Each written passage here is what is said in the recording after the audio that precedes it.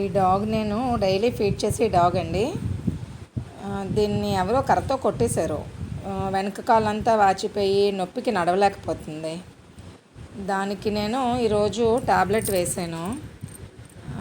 నాకు తెలియక అడుగుతాను, ఫీడ్ చేయకపోతే సరే దాన్ని ఎందుకండి కొట్టడం ఎవరైనా? ప్రతి ఒక్కరికి ఇదొకటి అలవాటు అయిపోయింది. గుమ్మంలోకి కుక్కలు వస్తే చాలు కర్రలతో కొట్టడం, రాళ్ళు విసరడం ఇలాంటివి బాగా చూస్తూ ఉంటాను నేను. వీధిలోని కుక్కలు వీధిలో తిరగకపోతే ఇళ్లలో తిరుగుతాయా? ఇదొక్కటి అర్థం చేసుకోవాలి కదా మనం. వాటికి చేతనైతే కాస్త అన్నం పెడతాం, లేదు అంటే ఊరుకోవడమే. అంతేగాని వాటిని కొట్టాల్సిన పని ఏంటుందండి? అవి దెబ్బ తగిలినా బాధ వచ్చినా చెప్పుకోలేవు అవి. సో వాటిని కొట్టకండి.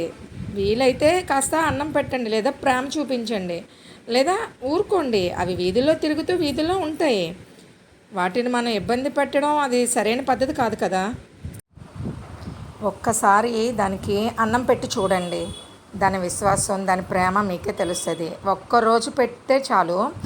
డైలీ మీరు కనిపించగానే అవి చూపించే ప్రేమ చెప్పలేమన్నమాట.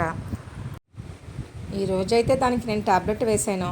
ఒకటి అర్థం చేసుకోండి, మనలాగే దానిది ప్రాణం అని తెలుసుకోండి, మనలాగే వాటిది ఆకలని తెలుసుకోండి. దయచేసి ఎవరో నోరులేని మూగజీవులు కొట్టకండి.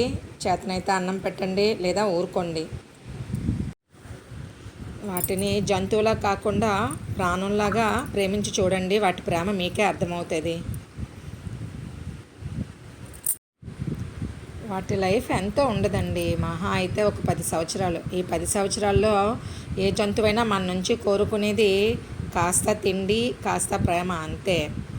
ఇదొకటి మనం అర్థం చేసుకోవాలి. మనిషిగా పుట్టినందుకు అదొకటి అర్థం చేసుకొని ఏ జంతువు పట్లైనా ప్రేమగా ఉండడం మనం నేర్చుకోవాలి.